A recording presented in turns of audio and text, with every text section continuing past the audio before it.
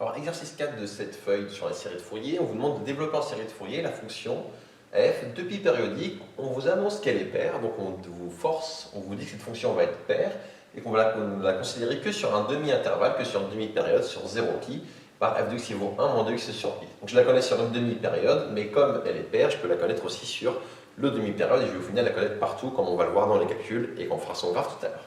Du coup, regardons. Donc déjà, comme je vous sais que f est paire, c'est donné dans l'énoncé.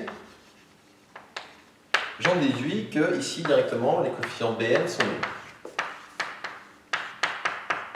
Donc ici on va réutiliser les coefficients An et Bn et non pas les coefficients exponentiels comme dans l'exercice précédent, puisque comme j'ai une fonction qui est paire, ça va aller beaucoup plus vite d'utiliser ces coefficients ici. Donc Bn ici vaut 0 pour son n dans n et on va donc calculer n étoile.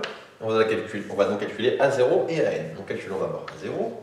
A0, je vous rappelle la définition, c'est 1 sur la période, 1 sur 2pi, intégrale sur une période. Là, comme elle est paire, je vais écrire de moins pi à pi, ce sera plus propre, de f de x dx. Ma fonction ici, je ne peux surtout pas remplacer encore par 1 moins 2x sur pi, parce qu'elle vaut cette valeur sur 0 pi. Mais comme je sais que la fonction est paire, je vais pouvoir dire que c'est 2 fois l'intégrale de 0 à pi. Et comme je suis entre 0 et pi, je peux remplacer ici 1 moins 2x sur pi dx. Et ici, je vais utiliser l'écart f paire. Une fois que j'ai calculé ça, les deux simplifient et je dois calculer une primitive de cette intégrale, de cette fonction. Pour pouvoir calculer cette intégrale, ça donne 1 sur pi. Primitive de 1, c'est x, moins primitive de 2x, ça va être x au carré sur pi. Entre 0 et pi. Ça va me donner 1 sur pi, facteur de...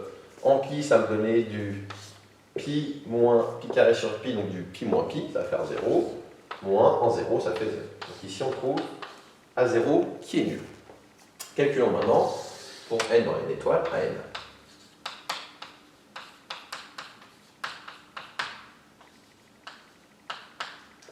À n ici, il va valoir, donc je vous rappelle la formule, c'est 2 sur la période, 2 sur 2pi, intégrale de moins pi à pi de f de x fois cosinus n oméga x. Ici, oméga vaut 1, car ma fonction est 2pi périodique. Donc, comme elle est 2pi périodique, oméga vaut 1. Donc cosinus nx dx.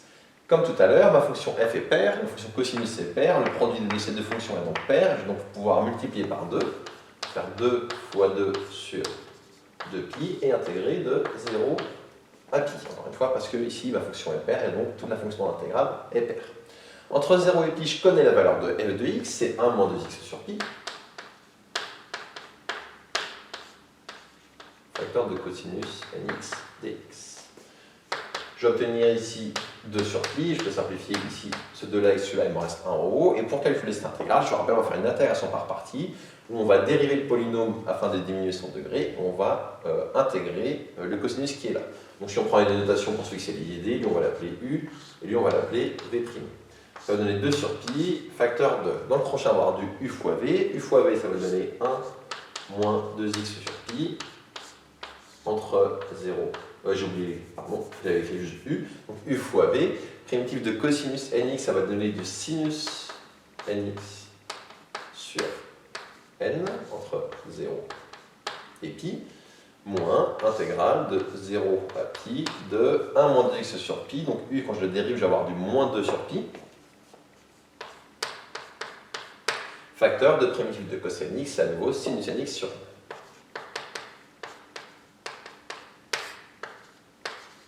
Hop, et on ferme ici la parenthèse.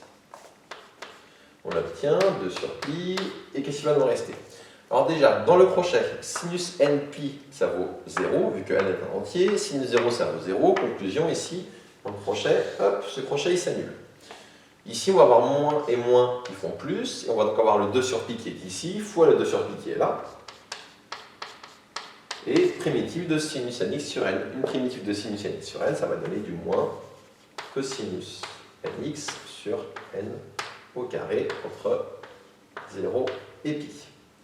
Ça fait donc, le moins qui est ici constant, je vous conseille de le sortir. Je calcule ici, je vais avoir 4 sur pi carré. Le moins qui est là, donc comme annoncé, je le sors. Et je vais calculer maintenant la valeur en pi et la valeur en 0. En pi, je vais avoir du cosinus npi. Cosinus npi, on l'a déjà vu pas mal de fois, ça vaut moins 1 puissance n. moins cosinus 0 qui fait 1 sur n au carré. Je vous explique pourquoi cosinus npi ça fait moins 1 puissance n. On se place sur le cercle trigonométrique. Je rappelle que les valeurs de cosinus se lisent sur cet axe. Et cosinus npi, ça revient à faire quoi? C'est je pars de 0, et quand je fais n fois pi, c'est faire des demi-tours. Donc là, en 0, mon cosinus vaut 1, je fais un demi-tour, il vaut moins 1, je refais un demi-tour, il vaut 1, je refais un demi-tour, il vaut moins 1. J'alterne comme ça entre 1, moins 1, 1, moins 1, 1, moins 1, et ça s'écrit donc moins 1 puissance n. Du coup, cette chose-là, on peut encore la réécrire, la simplifier un petit peu. Comment? On observe que ici, si n est pair, je vais avoir moins 1 puissance en nombre pair, ça fait 1, moins 1 qui fait 0. Donc cette expression, je peux dire qu'elle vaut 0 si n pair.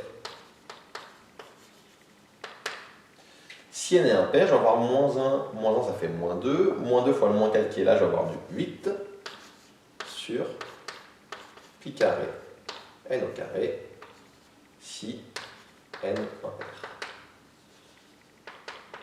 Et donc, j'obtiens que le développement en série de Fourier de f, il vaut, allez, je réécris la formule, a0 plus la somme pour n allant de 1 à plus l'infini, de an cosinus n x plus bn sinus n x. Qu'est-ce qu'on a déjà calculé? On a calculé a0, il valait 0. On a vu que les bn étaient tous nuls, et du coup, on aurait juste les termes à n. Et pour les termes à n, il se passe quelque chose, c'est que tous les termes pairs sont nuls. Donc je vais garder uniquement les termes impairs. Un nombre impair, comment ça s'écrit? C'est écrit sous la forme n égale 2 fois k plus 1. Et du coup, je vais faire ici un changement de variable. Quand je fais mon changement de variable, j'aurai la somme pour k allant de, on va réfléchir après, a plus l'infini. À n, donc je vais remplacer ici 8 sur pi carré, facteur de 2k plus 1 au carré, donc j'ai remplacé n par 2k plus 1, j'ai fait mon changement de variable, fois cosinus de, je remplace également n par 2k plus 1, 2k plus 1 fois x. Et voilà pour le développement en série de Fourier ici de cette fonction qu'on a calculée un instant. Il nous reste maintenant à calculer deux sommes qui vous sont données dans l'énoncé.